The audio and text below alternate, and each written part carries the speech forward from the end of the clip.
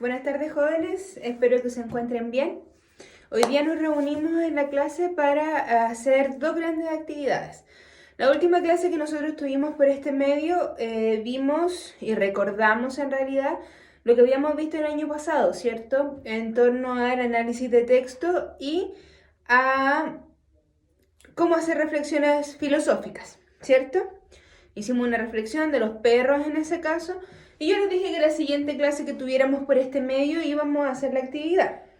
Pero ¿qué vamos a hacer primero? Porque entre medio de esas clases nosotros tuvimos la evaluación de la apología de Sócrates y además tuvimos la evaluación de Sofía, ¿ya? Entonces vamos a hacer primero una pequeña retroalimentación de ambas evaluaciones y después vamos a explicar la actividad que usted va a hacer para esta semana, ¿ya? Primero, una pequeña retroalimentación con respecto a la apología de Sócrates. La primera parte de la prueba salía un cuadrito donde usted tenía que hacer, en una primera instancia, ver cuál era el objetivo que tenía el autor de escribir el texto, ya, cuál era la finalidad, ojo, del autor, no de usted, no la que usted cree, porque decía cuál es la finalidad del autor, ya, eso es muy importante. Y después tenían que ver las ideas principales y conclusiones. Aquí me voy a detener un poco. Como dije en una primera instancia, cuando hablamos de finalidad o de objetivo del texto, usted tiene que fijarse qué es lo que quiere transmitir el autor, no lo que quiere transmitir usted, no lo que entendió usted, ¿ya? Sino más bien, si uno ve una línea argumentativa dentro del texto, tiene que tratar de ver qué quiere decirnos el autor con esa línea. En este caso, cuando nosotros leemos el texto y el título del texto, ya estamos viendo más o menos a qué quiere apuntar Platón. Apología es una defensa, ¿ya? Y él está escribiendo sobre la defensa de Sócrates, lo que pasó en el juicio. Entonces, obviamente, su finalidad y su objetivo va a apuntar hacia eso, ¿ya?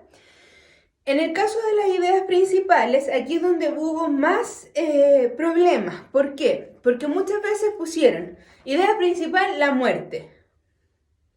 ¿Qué dice de la muerte? Si yo hablo y me pregunta a alguien, ¿de qué se trata la apología de Sócrates? Y yo digo de la muerte, ¿lo entienden?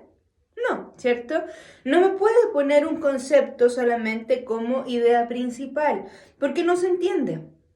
Por lo mismo yo les dije que pusieran 3 conceptos. Y por lo mismo, cuando ponían, se trata de la muerte, de la defensa y de los sabios. O sea, con esas 3 palabras, ¿ustedes logran hacer un hilo conductor para saber de qué se trata un texto? No, ¿cierto?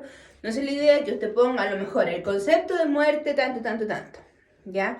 O el concepto de muerte para Sócrates porque ¿ya? Esa es una idea principal. Yo no puse conceptos principales, puse idea principal.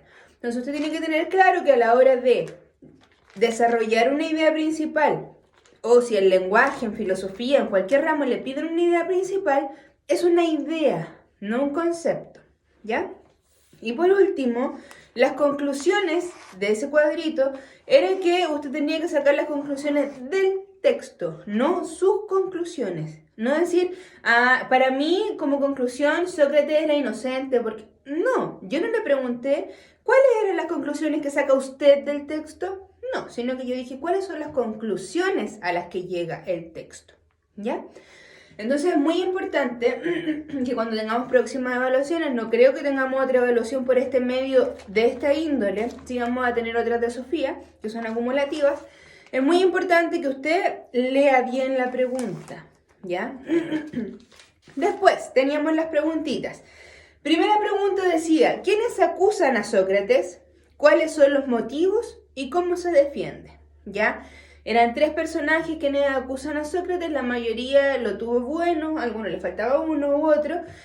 Los motivos estaban bastante claros: corromper a los jóvenes, no creer en los dioses de la época, hacer del argumento débil el más fuerte, ¿ya? Y aquí en la defensa fue donde varios se equivocaron.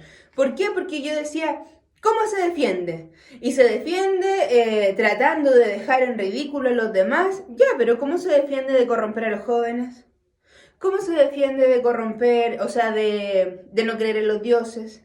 Obviamente tiene que hacer la defensa de todo. Ya, si usted ya dio las razones, la idea es que haga las defensas también. No que de una defensa en general.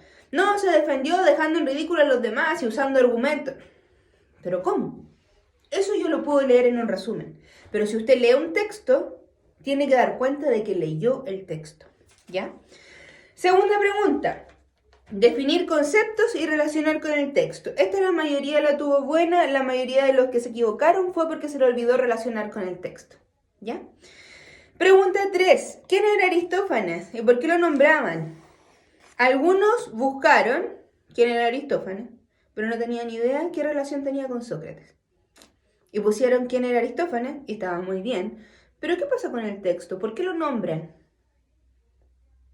Aristófanes escribe una obra donde está involucrado Sócrates, por eso es nombrado dentro de la apología. Y es importante mencionar eso.